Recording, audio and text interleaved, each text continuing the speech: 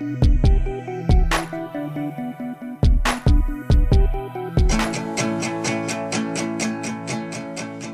la nouveauté, Didier de Radiguez et Xavier Daff présentent un tout nouveau modèle qui vient de faire son apparition sur le marché. Cette semaine, il s'agit de la Subaru Legacy. Didier nous a amené une Audi A4 Avant Allroad, sa concurrente quelque peu plus chère.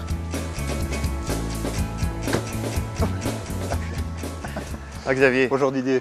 l'Audi A4 Break 4 roues motrices. C'est la voiture dont rêve la majorité des Belges, non? C'est vrai que c'est une voiture qui a un certain succès, en tout cas dans le marché des flottes ou des voitures de société. C'est un peu un best-seller, effectivement. Mais il paraît qu'il y a une alternative. Effectivement, moins connue, une petite marque japonaise, Subaru, très connue des sportifs par contre, mais qui propose, c'est vrai, une alternative tout à fait crédible à l'A4 Avant en l'occurrence, notamment parce qu'elle propose d'office aussi la transmission intégrale. C'est la Subaru Legacy Touring, 2 litres diesel. Donc de série, elle est équipée... Alors ça fait la force de Subaru, effectivement. Pour le prix d'une A4 Avant Quattro 2 litres TDI de base, vous avez la Subaru full équipée, on va dire. Et donc finalement des performances égales, voire supérieures. C'est à peu près égal parce que c'est un 2 litres turbo diesel, un boxer, 6 cylindres à plat. C'est une curiosité Subaru. On peut le voir? Oui, bien sûr, je vous en prie.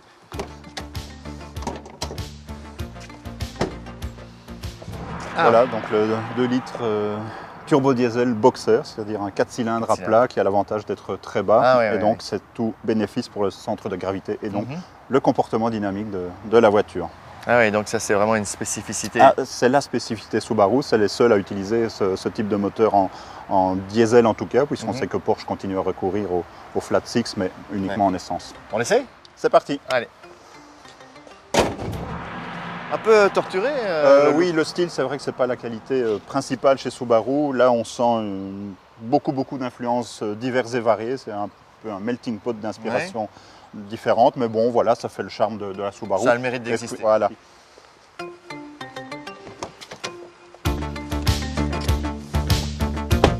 C'est assez sobre à l'intérieur, Oui, hormis le volant. Le volant est un petit peu chargé, c'est-à-dire qu'il regroupe beaucoup de fonctions telles que la radio, le téléphone, le régulateur de vitesse. Donc il faut un petit peu s'y retrouver. Mais pour le reste, c'est simple, Voilà. c'est clair et fonctionnel.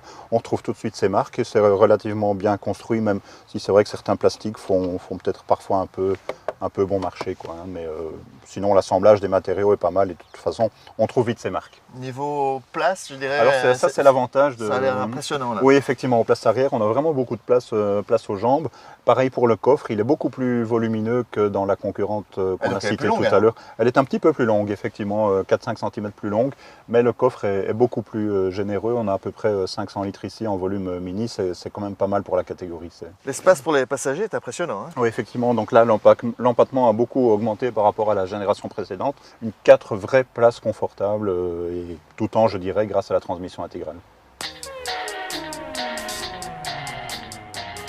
Voilà pour le confort et le look, mais qu'en est-il des prestations au volant ?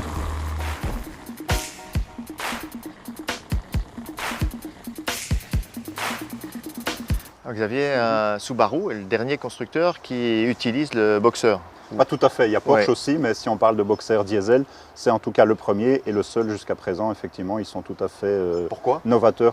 Le moteur boxer n'a pas eu beaucoup de succès en termes de production de masse parce qu'il est relativement cher à produire et surtout il y avait des problèmes de consommation qui se posaient jusqu'à présent, qui sont en passe d'être résolus grâce à l'électronique essentiellement. Donc maintenant ceux qui ont été fidèles poussent le concept jusqu'au bout, mais ceux qui n'y étaient pas n'y viennent pas forcément parce que ça coûterait trop cher. Le résultat est positif. Oui, effectivement, parce qu'on sait que ce moteur est extrêmement compact et très bas, donc il peut être implanté très bas dans la coque avec tous les avantages qu'on connaît en termes de centre de gravité. Ça procure en l'occurrence cette Subaru, je dirais, un comportement routier très dynamique, voire sportif. Et on sait que le sport, c'est un peu l'ADN de Subaru qui a construit une bonne part de son image sur son application en rallye notamment. Franchissement, c'est pas un problème. Non, ce n'est pas le but ici. Le but, c'est d'avoir une sécurité active tout le temps grâce à une vraie transmission intégrale permanente, contrairement à ce qui se pratique généralement ailleurs. Donc ici, on a constamment les 4 roues qui sont motrices.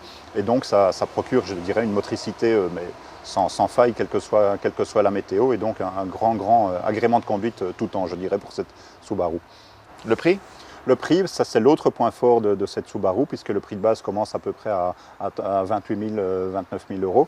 Il faut savoir que l'Audi A4 à motorisation équivalente et équipement équivalent est beaucoup plus plus cher. cher. C'est déjà Le prix de base, c'est déjà un prix pratiquement tout compris, hein, Ouais. on le disait, donc c'est un rapport prix-équipement extrêmement favorable, puisqu'on a la climatisation électronique bizone, on a le chargeur CD, 6 CD, on a le QI, enfin bon, le régulateur de vitesse, le SP, enfin tout ce qu'on peut rêver et imaginer est présent de série, pratiquement dès le niveau de base sur cette Subaru.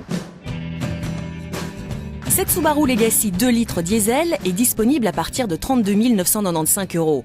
Elle consomme en moyenne 5 litres 9 au 100 km, ce qui correspond à une émission de CO2 de 156 grammes par kilomètre. La taxe de roulage annuelle s'élève à 366,43 €. Alors Xavier, finalement pas mal de points positifs pour cette Legacy Touring, mais on croise quand même plus de Audi A4 avant. Le problème de Subaru, c'est que bon, ils vendent peu de voitures, donc ils ont un peu de mal à se faire connaître. Il y a un problème de déficit d'image de marque. C'est un petit peu dommage parce qu'on l'a vu, la voiture est bourrée de qualité, mais c'est vrai que sur le marché des flottes ou des voitures de société, ça pose un problème, notamment en termes de valeur résiduelle, et ça freine un peu sa diffusion. Mais je le répète, c'est très dommage parce que cette voiture est très homogène finalement. Elle vaut le détour. Elle vaut le détour, effectivement.